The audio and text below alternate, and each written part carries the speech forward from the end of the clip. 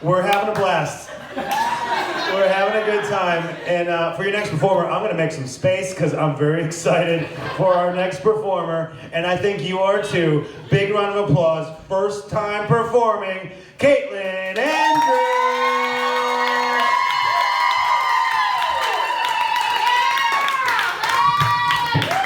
Wow. Thank you. And that was awesome. Give a round of applause again for, I think it's Chad. Chet. It's Harry Potter! But I was actually kind of upset about that you said that you were old, and then you said that you were in Generation X, because I'm in Generation X, and I'm not old. and then he was like, oh, it's because we're just nothing, we didn't fill out the form. I was like, no, man. I thought that was because we were all really good at algebra. And I'm actually being serious, that I thought that is why we got Generation X, because you solve for X. I don't know, so I'm a nerd, okay? And I'm old, but I love being a mother. And that was the thing I always wanted to be when I was little. And you go to school, and your teachers are like, what are you gonna be when you grow up? And people would say, I'm gonna be an astronaut, and I'm gonna be a fireman, I'm gonna be a physicist. And I was like, I'm gonna be a mother. Because I didn't really understand economics. Right?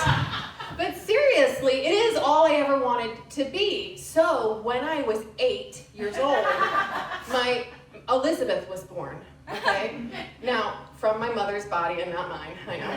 But the thing is I was really upset about that because I wanted Elizabeth to be my baby, okay? So whenever we went out to the mall or to church, I would grab her from my mother and I would walk ahead like this, trying to get enough room between me and that little lady with the diaper bag.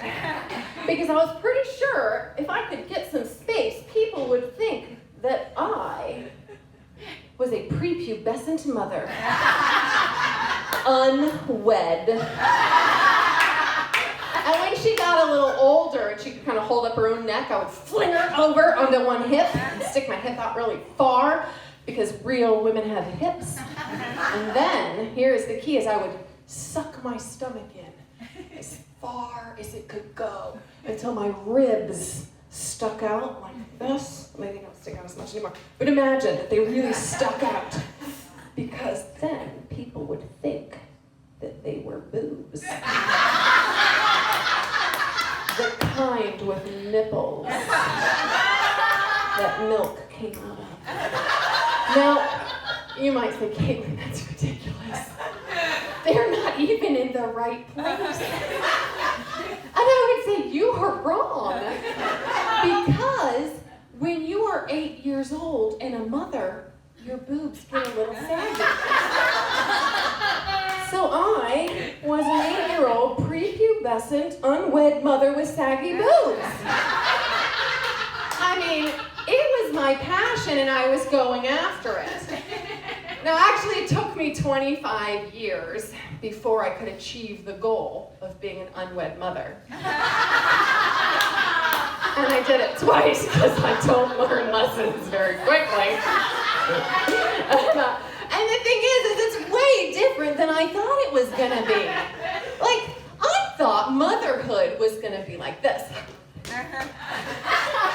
And really, some of you might know, it's a lot more like this. Okay? Because, and I'm in this stage right now in my life because I'm terrified that my 4-year-old, these are the 4-year-old preschool teachers.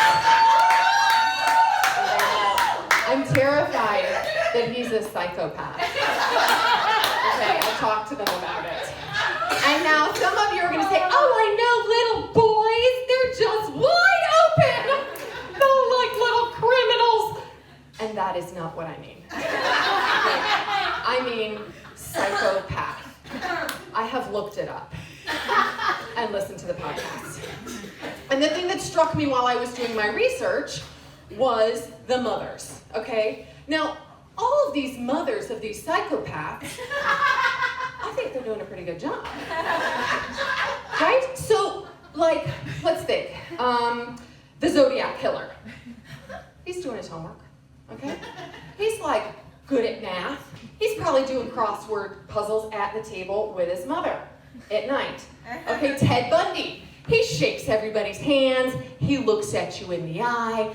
Yes, ma'am. No, sir. He's got the manners. She's thinking, I'm doing a pretty good job. Okay? All right. And then you got, who do you got? What's his name? I've said this to you enough times. God, don't do that to me. Yes, Dahmer! Thank you! Jeez! Jeffrey Dahmer. Okay, so like he eats people, right? So that part's not good. But he wraps up his leftovers and he puts them in the freezer for later. Right? I mean, these women are winning, okay? And I'm thinking, oh my God, I've got to be vigilant because this is important for all of you. And so I get 2 cats because I need an early warning system. So I get 2 cats because I have 2 sons. I have an 8-year-old and I have a psychopath. And they sort of section themselves off. My 8-year-old, he kind of has 1 cat that he prefers, and my psychopath has his cat. And they're really separate. They're like the Crips and the Bloods. They don't really mingle a lot in the house. And so we carry on life. I'm watching for the signals. And then I'm walking through the living room, and I'm like, stop kicking your brother's cat.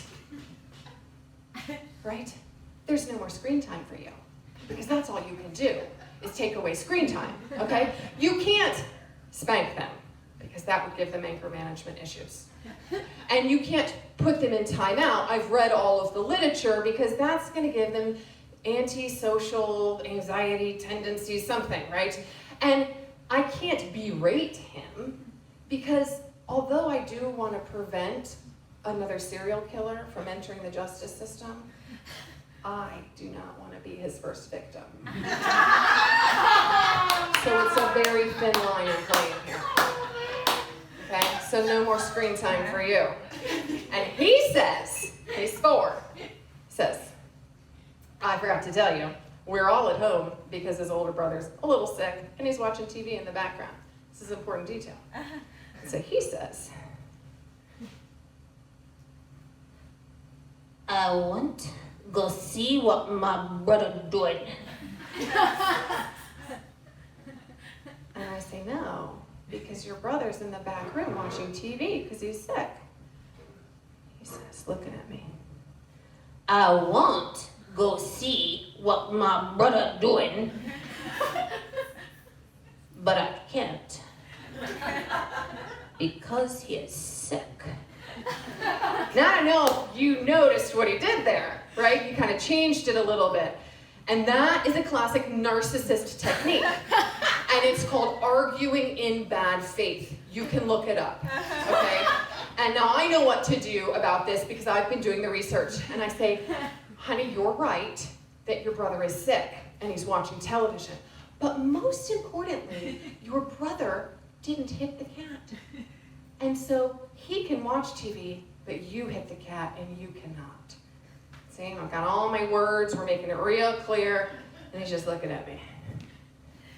Because he can look down at me, even though he's only this tall. And I sort of see him scratching a tick mark in the cement prison wall of his brain. And I think that that tick mark means I've won. That's not what it means. So, a little later, I'm coming through the room again, and I'm like, stop peeing on your brother's cat. And I gotta like get things together. Okay, because it hurts the cat's body and it makes him sad. I'm trying to get some empathy. This is what psychopathic serial killers don't have, is empathy. It makes him sad, like you can be sad. It's this poor cat. And he says, I want my brother's cat to be dead. And I'm not kidding. Like, you can't make this up. Okay? And I want only my cat. And as he says this, he's got my eyes. And he starts walking across the room towards the hallway where his cat is laying. And he's reaching to his cat. And his fingers are almost there when that cat runs away. And suddenly, my 4-year-old is adorable. And his mouth is going because he has very big lips. And he's crying. And he says, "Why my cat run away?" And I'm thinking, this is my chance. And I say, honey, cats talk.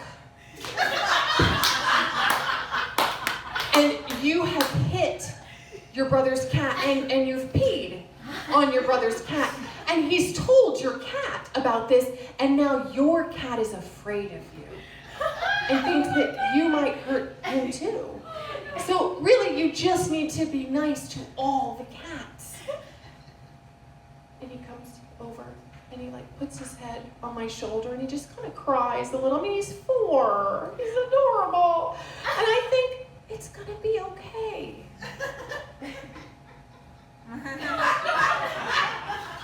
So I'm making dinner and my psychopath is coloring at the kitchen table. And into the room come the 2 cats. Head over heels, they get like the dizzies or the whatever it is, and their legs are going like this on each other, and one has the ear in his mouth. I mean, this looks dire, right? I mean, these cats are just really going at it. And my 4-year-old stands up and he says, "Stop! I know you're talking about me. And guys, I just don't think it's gonna be okay." Thank you.